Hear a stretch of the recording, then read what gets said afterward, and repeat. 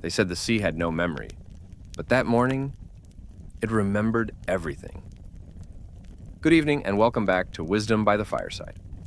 In tonight's events story, we take a walk through one of the most devastating natural disasters in human memory. Not to recount destruction, but to trace the quiet fingerprints of fate, mercy, and mystery left behind in its wake. Because sometimes, tragedy doesn't just break the world, it reveals what it was always hiding beneath. It started with a tremor. 3 miles beneath the floor of the Indian Ocean, off the coast of Sumatra. A rupture 1,600 kilometers long. A fracture so vast, it shoved the entire seabed upward like a divine exhale. It was 7:58 a.m., December 26, 2004. There were no sirens, no warnings, no sense of what was coming. Only a silence that felt, in hindsight, almost holy. But on a beach in Banda Aceh, Indonesia, a 10-year-old girl named Intan felt something she couldn't explain. She was crouched near the waterline, arranging seashells into the shape of a star for her younger brother, Dimas. The beach had been strangely quiet that morning. The waves had rolled back so far, it looked like the sea had been scooped away by an invisible hand. And then came the whisper. "Dimas, do you feel that?" He shook his head, but Intan stood up, sand on her knees, and looked out at the strange, retreating sea. It wasn't fear she felt, not yet, but a tightening, like when you know someone's watching but can't see who. Their mother, Ibu Sari, was further up the beach, hanging damp laundry on the balcony of their one-story home. She called out to them with casual warmth, "Don't go too far." But as Intan turned back to answer, the air changed. It was not a sound at first. It was a vibration, low and rising. The birds, once silent, erupted into flight. Dogs began to bark wildly, and from the far horizon, a line appeared. Thin at first, like a line drawn by a careless child, but it thickened, rose, rushed, and then came the sound. Not a roar, not a crash, but a howl, ancient and furious, as if the ocean had remembered every sin ever committed against it. Intan froze. Dimas screamed, and her mother, in a moment that Intan would remember for the rest of her life, leapt from the porch and ran. Not away, but toward her children. "Lari, Intan, run!" Intan grabbed Dimas's hand and they sprinted. But the sand, once soft, now felt like glue. The wind was behind them, shoving hot and sticky and full of salt. When the wave hit, it was not like water. It was like being struck by a wall. She didn't remember letting go of Dimas. She didn't remember the scream. She only remembered the silence under the water. She tumbled breathless, surrounded by furniture, trees, entire walls. She clutched at anything. But the ocean didn't care. It spun her, tossed her, and somewhere in that watery chaos, she said a prayer. "Ya Allah, not me. Take me, but save Dimas." And then blackness. When Intan awoke, she was in the crook of a tree. Her leg was bleeding, her arm was broken, the beach was gone, the house was gone. Her mother was nowhere. Her brother, nowhere. All around her were pieces of people's lives. A school uniform, a tricycle, a Koran caught in the branches. And in that silence, she didn't cry, because something in her had broken too. But not just from loss, from awe. What kind of force could undo the whole world in a moment? By nightfall, the streets of Banda Aceh were filled with screams, with broken bodies, and with people searching for parents, for children, for God. A mosque had collapsed, but its minaret still stood. A church was leveled, but the cross remained untouched. A tree burned, but beneath it, a baby was found asleep in a basket, untouched. No one could explain it, but the survivors whispered, maybe this was not only an ending, maybe it was also a message. But across the Indian Ocean, a fisherman in Sri Lanka would soon face a choice that would split his family forever. And a woman in Thailand would unknowingly step into the water 1 minute before the wave hit, and live while everyone else on the beach was gone. And in India, a young boy would mistake the flood for a game, until his grandfather gave his life to lift him above the tide. The wave had come for many, but it had left stories behind. Not just of loss, but of impossible survival, of human failure and divine timing, of prayers whispered underwater. The kind of stories that echo in the silence long after the waters retreat. The ocean had always been his livelihood, but that morning it became his judge. In the coastal village of Kalmunai, Anil Pereira was known as the man who never missed a Sunday at sea. He was up before the sun that morning, just as he had been every day for 30 years, mending nets beneath the banana trees, humming a hymn his mother taught him as a boy. He didn't know it then, but the earthquake had already happened. Thousands of miles away, the plates of the earth had groaned and shifted. The sea here in Sri Lanka still looked calm. His wife Mala was inside, feeding their twin sons Dilan and Nivan, both 6 years old and obsessed with their father's boat. "You'll take us one day, won't you, Apache?" "Of course," Anil laughed, "but only when you can swim better than the fish." By 8:30 a.m., he had begun dragging his small white boat, Amara, toward the shore. That was when Mala called out behind him, not in joy, but with a panic he'd never heard before. "The sea! Where is the sea?" He turned, and for a split second he couldn't process what he saw. The ocean was gone. It had pulled back, violently, unnaturally, revealing crabs scattering over bare coral, boats tipped over on their sides. A cow had wandered onto the exposed seabed, sniffing the air. And then came the sound, like metal bending, like thunder caught in a tunnel. Anil's heart sank. His boat was too far from the house. His house was too far from the road. And the wave, it was coming too fast. He had one choice, boat or family. He froze. His entire savings, his life's work, his dignity as a provider, they were in that boat. But his sons, his wife. He let go of the rope, and he ran. They didn't have time to make it inland. Instead, he grabbed Mala's arm, tucked Deelan under one arm and Nivan under the other, and rushed toward the only stone structure they knew. The old Catholic church, half-built and long abandoned, just beyond the tree line. Behind them, the trees cracked like matchsticks. He didn't look back. Inside the church, a few others had gathered. Old men, a pregnant woman, a Muslim boy holding his little sister. There was no roof, no stained glass, just stone and silence. They huddled. And then the wave came. It didn't just flood, it erased. Houses snapped. Cars floated like paper boats. Screams were muffled. Time bent. Anil held his children as tightly as he could, crouched beneath what was left of the altar, whispering a prayer he hadn't said in years. "Jesus, please, I don't deserve mercy, but let my sons live. Let Mala live. If you need a price, take me." The water entered, and then it stopped. Just before the threshold of the church, as if it had been held back by an invisible wall. They were soaked, terrified, surrounded by destruction, but alive. He didn't believe it, but Mala, crying, shaking, clutching his hand, said it aloud. "God just gave us back more than your boat, Anil." He said nothing, but in that moment, he understood something he hadn't in all his years as a fisherman. The ocean was never his to command, and his boat, his nets, they were not his treasure. This, his family, their breath, their heartbeat, this was. The next day he found the Amara cracked open like a coconut, splintered in two near the mangroves.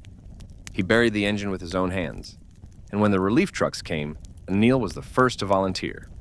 He spent his days pulling strangers from wreckage, ferrying rice and digging graves for the ones no one came for. No one asked him why. But if they had, he might have answered, "Because I was spared, and that means I have work left to do."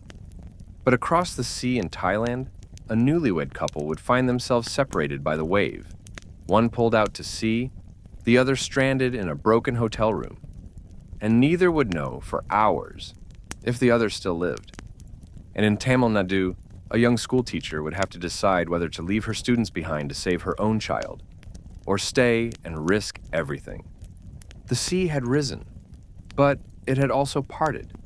And in that parting, it revealed things deeper than water. They promised each other forever, but forever arrived too soon.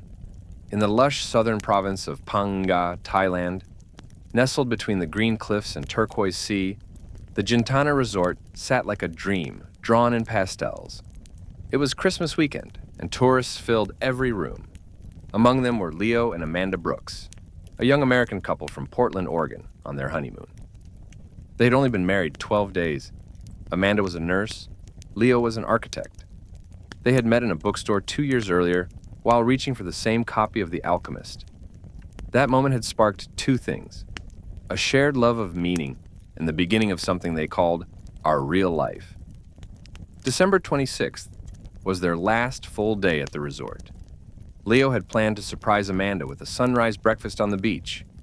She wasn't a morning person.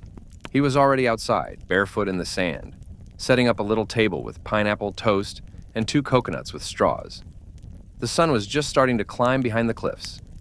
From the 3rd floor, Amanda leaned over the balcony, rubbing her eyes. "You're insane," she called, laughing. He blew her a kiss. "You married me." She rolled her eyes and went inside to grab her sandals. And that's when the floor shook. At first it felt like wind, then like thunder. Then it was something more, a pull. She grabbed the wall for balance. A glass fell off the nightstand. Outside, Leo turned toward the sea. The water was retreating. Fast. He dropped everything and sprinted back toward the hotel. Amanda was halfway down the stairwell when the first wave hit. The entire lower level exploded inwards. Glass shattered. Walls crumbled. Water surged through like it had been held back for centuries and had finally broken loose. Leo was gone. Amanda screamed. She clung to the railing as the water roared upward, smashing furniture and tourists alike. It lifted her like a leaf and threw her against the 2nd floor wall. She gasped for air, blood running from her cheek. Somehow, by the time the first wave passed, she had wedged herself between 2 beams, half floating in the wreckage. She called out, "Leo!" No answer. Her voice cracked. She screamed again and again. "Leo!" Still silence. The second wave came 15 minutes later. By then, Amanda had climbed onto the broken remains of a dresser lodged in the hallway. She tied herself to the beam with the hotel curtains, knees shaking, eyes burning. It felt like war. When the sea rushed in again, it was even angrier. She held on, cried, prayed. She wasn't religious, not really. But in that moment, with the ocean trying to tear her away, she whispered a name she hadn't said in years. "God, if you're still there, please let him be alive." The wave passed, and the silence that followed was louder than the water. Hours later, Amanda was pulled from the ruins by local fishermen who had rowed through what remained of the streets. She was bruised, soaked, barefoot, and still whispering Leo's name. No one had seen him. At the makeshift triage center in a school gym, she sifted through survivors lists and body tags. Nothing. No Leo. She didn't sleep that night, but just before dawn, a local woman named Mayuri, who spoke a little English, tapped her gently. "There is American man," she said. "He no remember his name, but he asked for wife." Amanda's heart stopped. She followed Mayuri outside, and there, sitting under a blood-stained tent, holding a cracked coconut in his lap, was Leo. He had been pulled out to sea, slammed against coral, and carried back inland by the second wave. He had lost consciousness, suffered a concussion, and forgotten his own name for a time. But the moment he saw Amanda, his memory returned. "I knew you'd still be standing," he whispered, breaking down. They clung to each other for a full 5 minutes. The coconut fell and rolled into the mud. Neither noticed.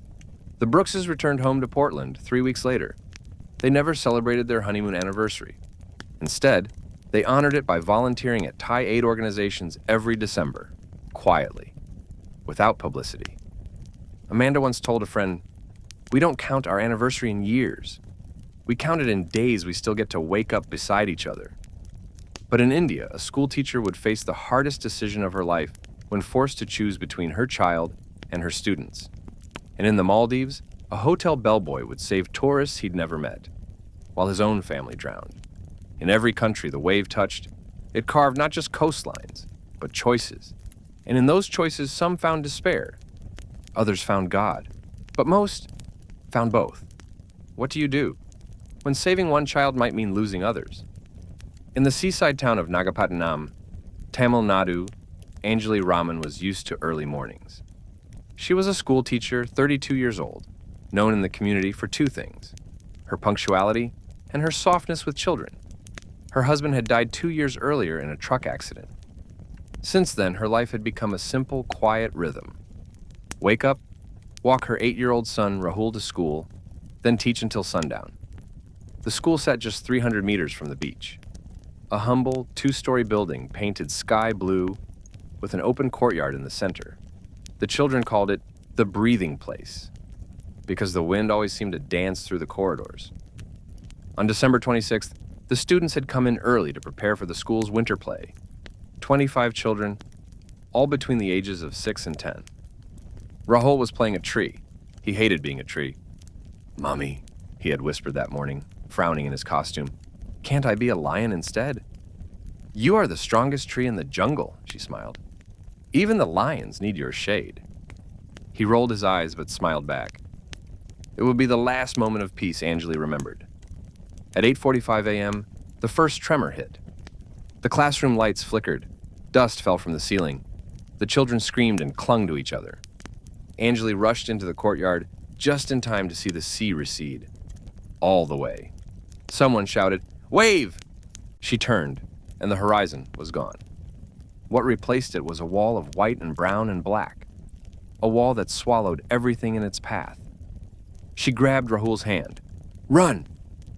But the children were frozen, some crying, others hiding behind desks. The youngest girl had wet herself. The principal screamed from the stairwell, "Upstairs! Go!" The first wave struck like a thunderclap. Windows burst. Water tore through the schoolyard, dragging chairs, shoes, and chalkboards with it. The courtyard filled like a bathtub. Anjali's feet slipped. She held Rahul in one arm, reaching with the other to pull a crying girl out of the water.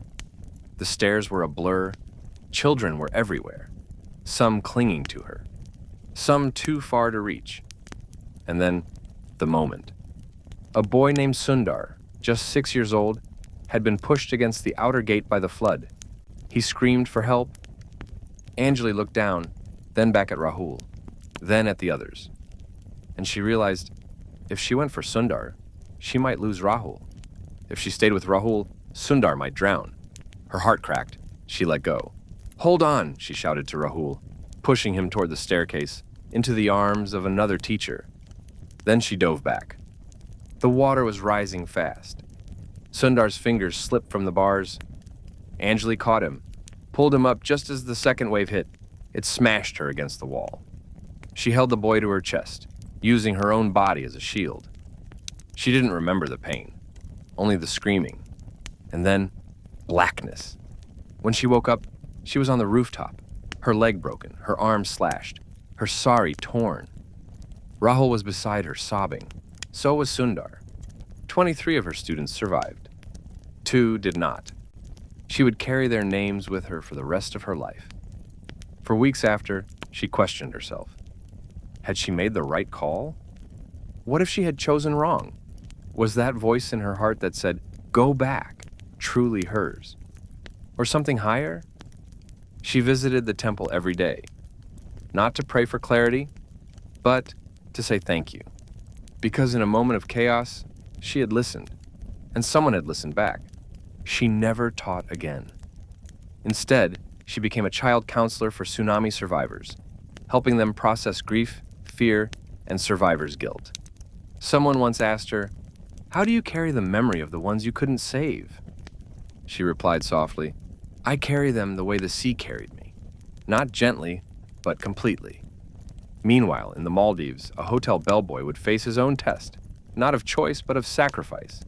And in Somalia, 5,000 kilometers away, a fisherman who had never heard of tsunamis would discover just how far the wave had reached. The wave didn't just take lives, it demanded answers. And in searching for them, many found a faith they didn't know they had. Some heroes never make the news, but heaven keeps their names. In the island atoll of Kafu, at a luxury resort on Diffishi Island, tourists were lining up for breakfast beneath palm-thatched roofs and pink skies. It was just after 9 a.m. Mohammed Azim, aged 23, had been working as a bellboy at the Astor Pearl Resort for 2 years. He wasn't tall, he wasn't loud, he didn't speak much English, but every guest remembered his smile. He lived in a staff dorm on the other side of the island, shared with 6 others. His family, father, mother, and younger sister Layla, lived on Thulustu, a nearby island reachable only by speedboat. That morning, Azim had received a radio call from his cousin back home. There was shaking, his cousin said. Some say it came from Indonesia, but the sea was still calm, the sky still gentle. So Azim went on with his shift. He carried bags, set towels, lit torches, smiled. But then, the birds scattered. The ground trembled, not violently, but just enough to feel wrong. And then came the scream from the kitchen. The staff rushed outside. The tide was gone. Azim's training had never mentioned this. But something inside him, something primal, whispered, "Run." He didn't. Instead, he ran toward the bungalows on the water. There were 12 of them, all stretching out into the lagoon, perched on stilts. He had helped build them, cleaned them, knew their stairs, their layout, their stubborn locks. And now, he sprinted from door to door, banging with his fists. "Water coming, please, come now, come now!" Some tourists didn't understand. Some hesitated. So he grabbed hands, pulled children, lifted suitcases over his shoulders against their protests. The manager yelled at him through the radio. "Get back! Secure your station!" Azim ignored him. When the wave arrived, it did not knock politely.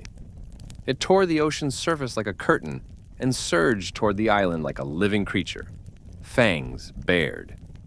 Azim was on the 4th bungalow when he saw it. He had just pulled a crying British couple from their room, both in bathrobes, when the water hit the first 2 huts and snapped them like matchsticks. He yelled, "Run!" and shoved them forward. Then he turned back. He saw a girl, alone, clinging to the railing of the next bungalow. He didn't think. He ran. He reached her just as the hut began to tilt. He pushed her up. She slipped. He shoved again. Then, the platform beneath him gave way, and Azim, bellboy, son, brother, vanished. His body was found the next day, lodged between driftwood and roofing, still wrapped around the girl he had saved. Her name was Sophia, age 11, from Spain. She survived. And to this day, she wears a silver pendant with the name Azim engraved on the back.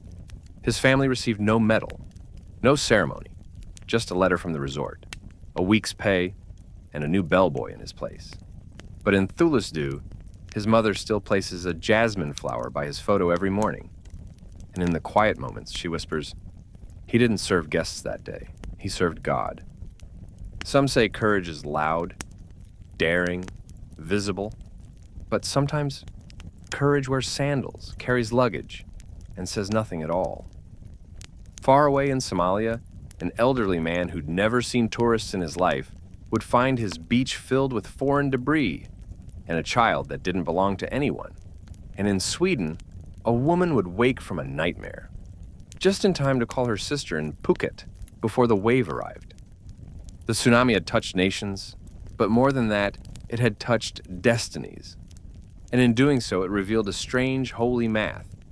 One life lost, another saved. One prayer silenced, another heard. The ocean gave no warning, only a question. What will you do with what I leave behind? In the quiet fishing village of Hafun on the northeastern tip of Somalia, the morning of December 26th began like any other. Abukar Hassan, 68 years old, was preparing his boat for the day's fishing. His spine had begun to curve with age, but his eyes were sharp, like the daggers he used to scale tuna. He had lived by the sea his entire life. His father had taught him to read the waves like a map. But that morning, the waves made no sense. They pulled away far beyond the coral reef, and then came back, not in ripples, but in a wall of salt and fury. The wave didn't scream, it hissed. By the time it reached Hafun, it had lost much of its height, but not its force. It flooded the markets, smashed boats, flattened clay homes, carried livestock into the sea, and then it left, just like that, like a thief after the crime. The villagers emerged in shock. Mud covered everything. Children clung to trees. The mosque's minaret leaned like a drunk man, but no one had died. Not yet. And then they saw it. A wooden crate washed up on the rocks, half shattered. Inside it was a child, a girl, no more than 3 years old. Fair skin, brown curls, unconscious, but breathing. The villagers stared. Abukar stepped forward, lifted her gently, checked her pulse. Alive. No one recognized her. No boat was nearby. No foreigners had come to Hafun in years. The nearest tourist island was over 4,000 kilometers away. How? Someone asked. Abukar didn't answer. He carried her to his hut and wrapped her in wool and prayer. That night, the power failed. There was no signal, no rescue, no news. So they waited. For 3 days, the girl lay still, feverish, silent. Abukar's wife, Muna, spoon-fed her goat's milk, washed her with rainwater, sang lullabies in a language the girl didn't know. On the 4th day, the girl opened her eyes. She said one word, "Mama?" It broke Muna's heart. The villagers wanted to call the authorities, but the lines were still dead. Roads washed away. The girl had no tags, no name. So Abukar gave her one Najma, the Arabic word for star. He said, "She came from the sea, but she shines above it." Weeks later, the UN arrived by helicopter. They brought satellite phones, water tablets, and reporters. One journalist heard about Najma and took her photo. Days later, the photo appeared in a Dutch newspaper, and a woman in Colombo, Sri Lanka, recognized the child. Her name was Elena Wichasinge. She had been on a ferry with her daughter, Aravi, fleeing their flooded home. The wave had torn the child from her arms. She believed Aravi had drowned. But somehow, the ocean had carried the girl all the way to Africa.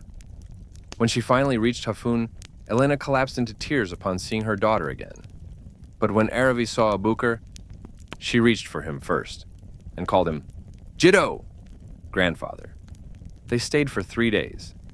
Elena hugged Muna every hour, cooked Sri Lankan curry for the entire village, promised to send money for the mosque's repairs. When she left, she gave Abukar a small wooden carving of a wave. On the back she had written, "The ocean didn't only take, it gave you to us." But in the wealthy homes of Sweden, a woman would dream of the wave before it came and act just in time. And in a jail cell in Indonesia, an inmate would survive only because the walls crumbled just enough for him to escape. Even those far from the sea would find themselves caught in its tide. The tsunami didn't just break borders, it broke the illusion that we are separate. Because sometimes even tragedy arrives bearing gifts. Unwanted, but unforgettable. Sometimes God whispers before the storm. But who among us is still enough to hear? On Christmas night, December 25th, 2004, in a small apartment outside Stockholm, Sweden, a 42-year-old woman named Astrid Norberg awoke in tears.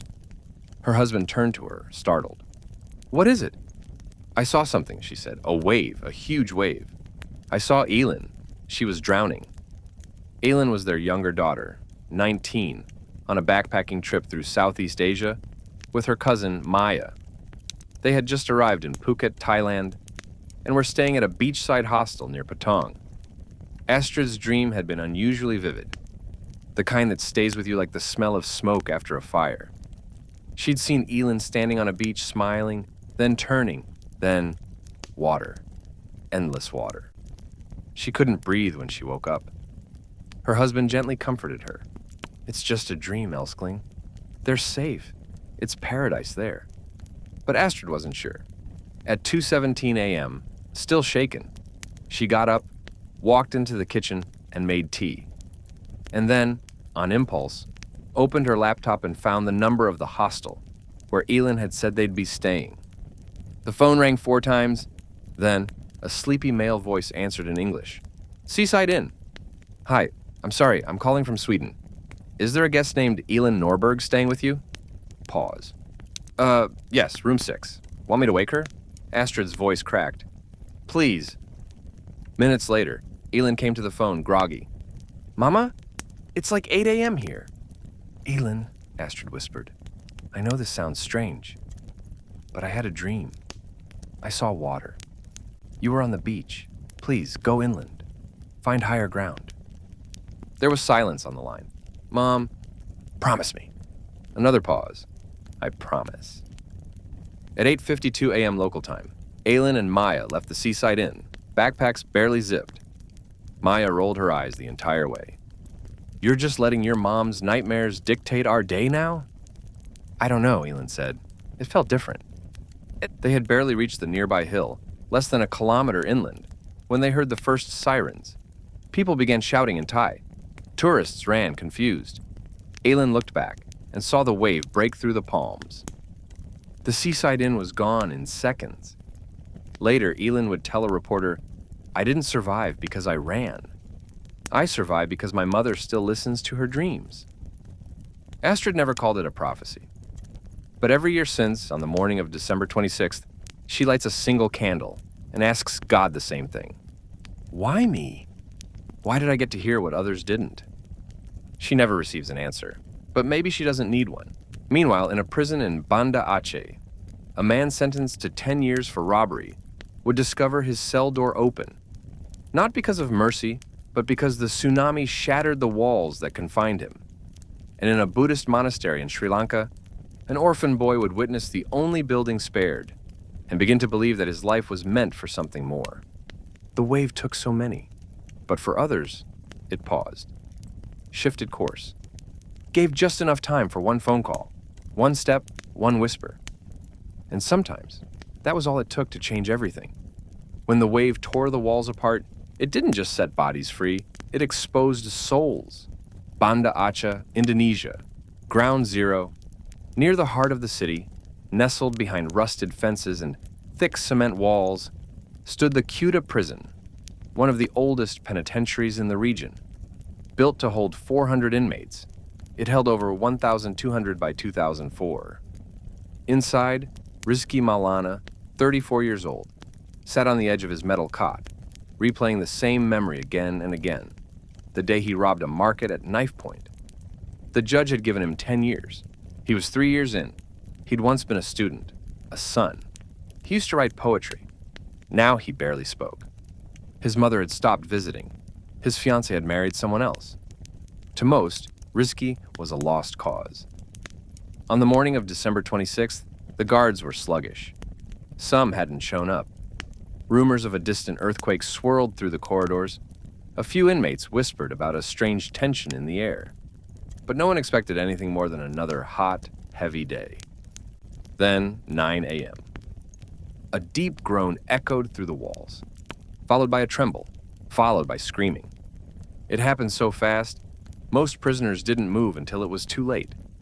The first wave hit the outer wall with the force of a bomb. The main gate crumpled like tin.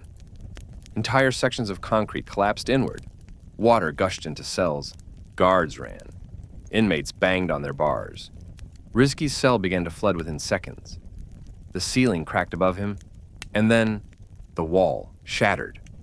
Just like that, the ocean made the decision no judge ever had. You are free. Rizky stood in stunned silence, water up to his chest. No one told him what to do. So he climbed, through the rubble, past the cries, over twisted metal. He found himself in open air, standing barefoot on a street that no longer looked like a street. Bodies, trees, glass, screams, and in the distance, the minaret of Baitaraman Mosque, the only structure still standing tall. For a brief moment, he thought of running far, disappearing, starting over. The world had reset. So could he. But his legs didn't move. Instead, he walked toward the minaret. Not to pray, not yet. He just needed to see what had survived.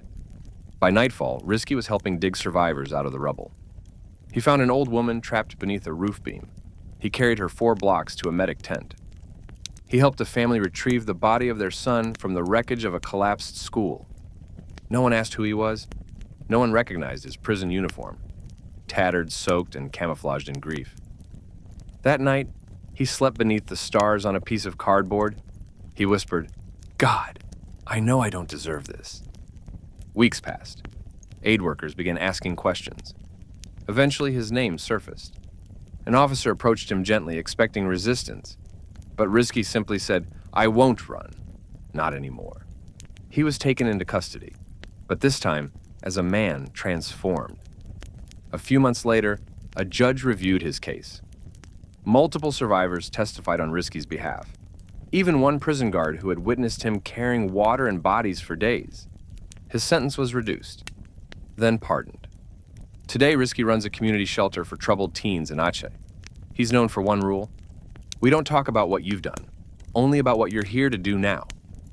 When asked why he came back, why he didn't run when the ocean gave him the chance, he replies, "Because forgiveness that isn't earned is a prison of its own." And in Sri Lanka, a young Buddhist monk would awaken alone in a monastery surrounded by devastation and begin a journey that would make him a symbol of peace. And in London, a man who had once ignored his brother's pleas for help would find that he had one last chance to make it right, because his brother's flight had been delayed by the wave. Not everyone who lost their chains used their freedom wisely, but some chose to rebuild the world they once tried to escape. Because sometimes salvation doesn't come by running from the storm. It comes by walking straight into its aftermath and choosing who to be. He had taken a vow of silence, but on the day the ocean roared, the silence spoke back.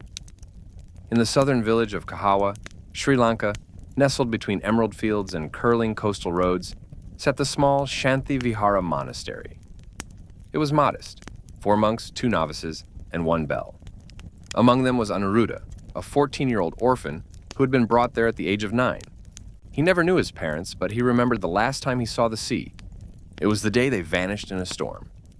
Since then, the monastery had become his world. He rose with the sun, ate in silence, studied Pali verses by candlelight. He was quiet, kind, and unusually thoughtful for his age. On the morning of December 26th, he was meditating in the temple garden under a mango tree. The bell had not yet rung. The air was still. Bees hovered like prayers above the petals. Then, a tremor.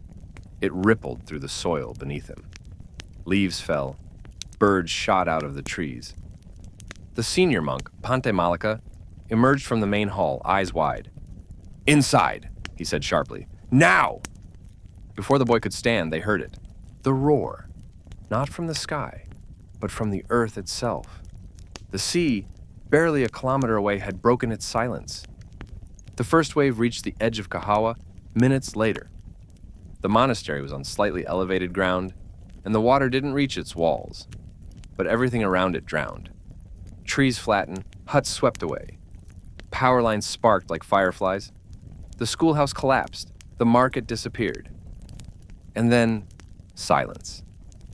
Anuruddha emerged from the prayer hall in a daze. Where the road once curved into the village was now an ocean tongue filled with shattered roofs and floating sandals. He walked, not far, just to the base of the hill. What he saw would stay with him forever. A mother screaming over her lifeless child, a man trying to carry his cow through waist-deep water, a little girl clinging to a dead tree, calling for someone who would never come. He wanted to run, to cry, to disappear back into the stillness of his stone cell. But instead, he walked down. And for the next 8 hours, he did what no one had asked him to do. He prayed over the bodies. He fed whoever had no food. He held hands, not as a monk, but as a boy, and sat beside strangers who had no one left. The next morning, Pante Malika found him curled up beside a child, both of them asleep on a pile of wet rice sacks. "Why did you go?" the elder asked. Anuruddha looked up, eyes hollow, voice soft.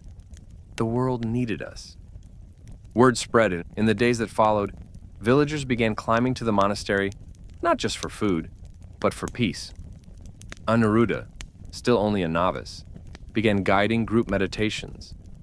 His voice, once barely above a whisper, now carried messages of calm, surrender, and hope. One woman, whose husband and 2 children had been lost, said later, I didn't find God in the temple. I found him in that boy's silence. Years passed. Anuruddha eventually became Bhikkhu Anuruddha Thero, one of the youngest ordained monks in the country. He never left Kahawa. He still refuses interviews. But every December he walks down from the hill, barefoot, to the memorial tree planted near the place where the first child died in his arms. He lights a single candle and says nothing. Because, as he once told a visitor who asked him about the wave, when the ocean speaks, not all answers come in words. And far away in London, a man whose brother had begged for help weeks earlier would find the tsunami delayed a flight and gave him one last chance to say the words he should have said long ago. Sometimes the wave didn't take. Sometimes it just bought time. The sea had swallowed cities, but it had also returned souls to their purpose. In its fury, it left behind clarity. And in its silence, a call. Sometimes mercy comes not in what's taken, but in what's delayed. In London, the day after Christmas usually passed in a blur of leftovers and silence. The streets were quiet, shops closed, the city momentarily asleep. James Cartwright, 46, sat alone in his high-rise flat in Canary Wharf, nursing a headache and a mug of black coffee. Divorced, childless, and estranged from most of his family, James had built his life around investments and long-haul flights. He wasn't cruel, just unavailable. His younger brother, Michael, had always been the emotional one. A teacher, married young, 2 kids, the kind of man who remembered birthdays and cried at wedding toasts. 2 weeks earlier, Michael had left him a voicemail. I don't know why I'm calling, just, I miss you, mate. I wish we'd talk more. Listen, Emma and I are taking the kids to Thailand for the holidays. Beachside place. I'll send pictures.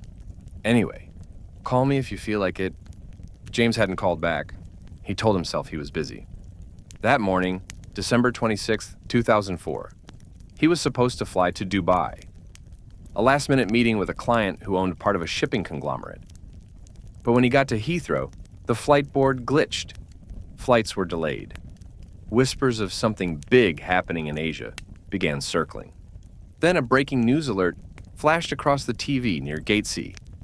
Massive earthquake off the coast of Sumatra. Tsunami warnings issued across Indian Ocean. James didn't think much of it, until the anchor said, hardest hit so far, coastal Thailand.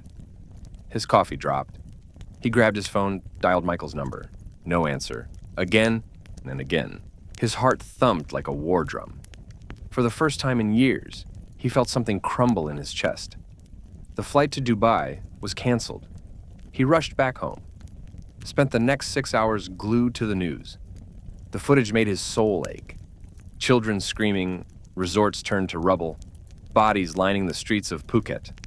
And then, his phone rang. He nearly dropped it. James? Michael's voice, shaken but alive. You're alive. My God. Michael, are you okay? They both burst into tears. Michael explained they'd been scheduled to check into their beachfront hotel that morning, but their connecting flight from Bangkok had been delayed due to air traffic from the quake. By the time they landed, the wave had already struck. Their hotel, gone. Every room, gone. James couldn't breathe. He sat down on the cold kitchen floor, hand pressed to his chest. I didn't call you back, he said, breaking. I know, Michael whispered, but I think maybe we weren't meant to say goodbye like that. 2 weeks later, James flew to Surrey. He hadn't visited in 8 years. He brought nothing but a bottle of wine, 2 puzzles for the kids, and a note folded in his coat. At dinner, after awkward laughter and quiet sips of soup, he slid the note to Michael across the table. Michael unfolded it, and it read, I'm sorry I didn't answer your call, but God did. They both cried. James never flew to Dubai again. He left his job 6 months later, became a part-time tutor, volunteered at a refugee center. When someone once asked why, he shrugged and said, because sometimes a missed flight is the most direct route to the life you were meant to live. And now, as the tide of this story begins to retreat, we return to Indonesia, where Intan, the girl who lost her brother and mother in Banda Aceh, stands 20 years later, ready to share the one story she never told anyone until now. Sometimes it isn't the wave that saves us. It's the pause, the delay, the divine not yet that gives us a chance to become something more. Time washes away blood and buildings, but not memory. It had been 20 years. The city of Banda Aceh had rebuilt. Taller, stronger, but quieter, in ways that only survivors understand. The palm trees had returned. The roads had been repaved. New mosques, new markets, new laughter in the streets. But some things had never come back. Intan Yusuf, now 30, stood barefoot on the beach where she last saw her mother. Her long black hair was tied in a loose braid. A scarf hung around her shoulders, like memory itself. In her hand, she held a single white seashell, worn smooth over 2 decades. Her brother Demas had never been found. Her mother's body had been recovered weeks after the wave, her arms still cradling a child who wasn't her own. "I used to hate the sea," Intan whispered. She wasn't speaking to anyone, not exactly.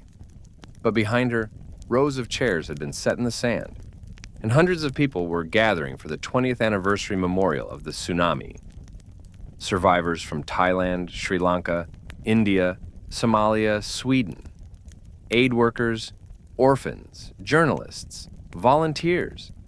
Even a few strangers who had watched the disaster unfold from across the world and never forgotten it.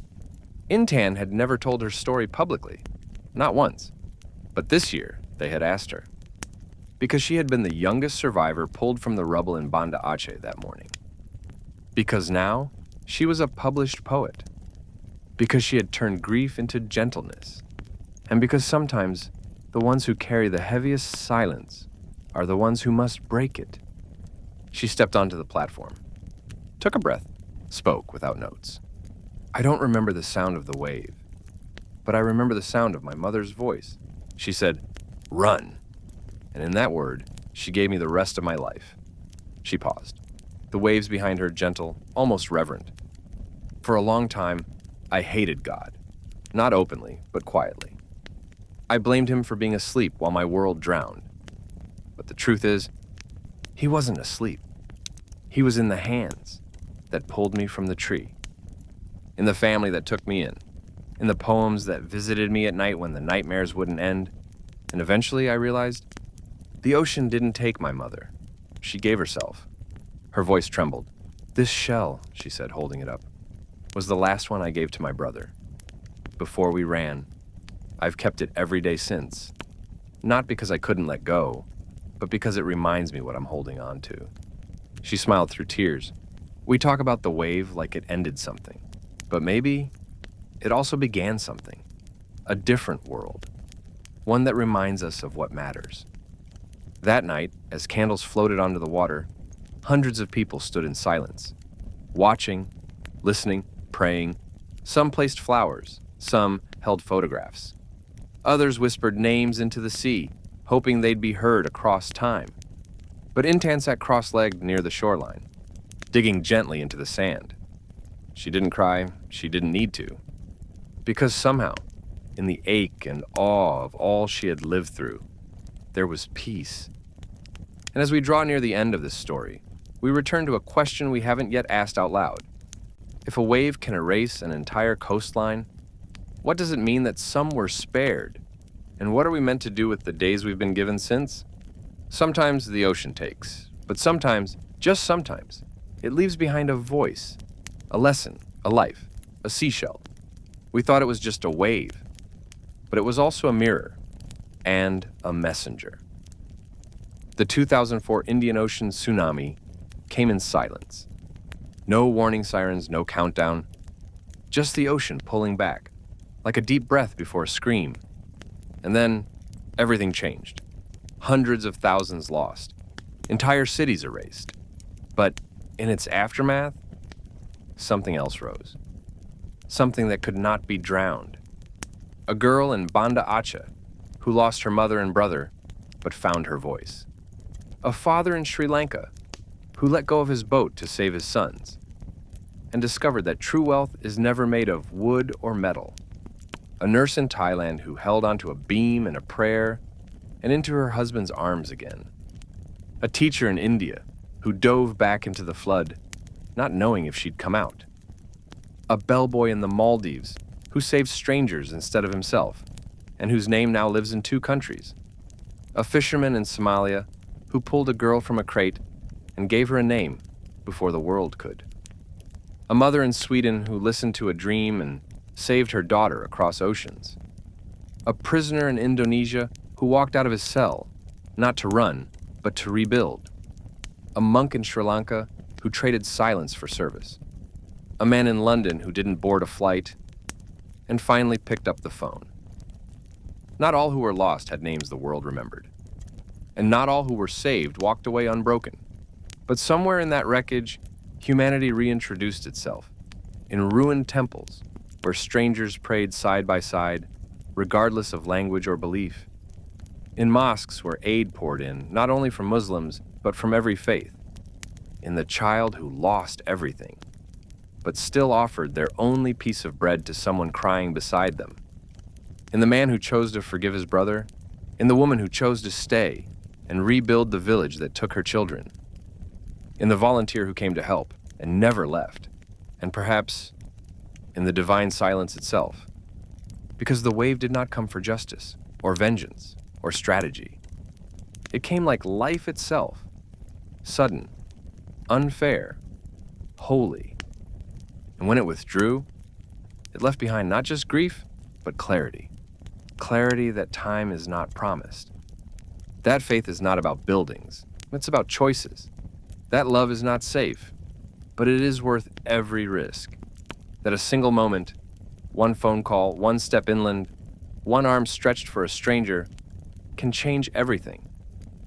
And that sometimes God doesn't stop the storm.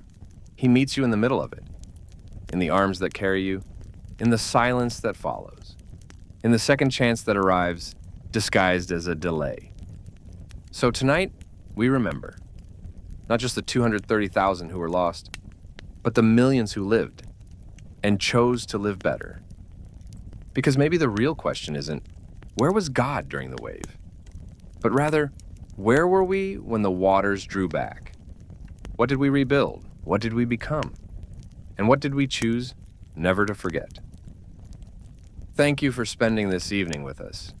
And if you're still listening now, then maybe something in this story reached you where you needed it most. So tonight, we leave you with this. If you're still here, if you're still breathing, then your story is not over. The wave left you. The wave spared you. So, what will you do with the time it gave? If the story touched your heart, share it to the ones you love. And if you would like to listen to more like it, you know where to find us.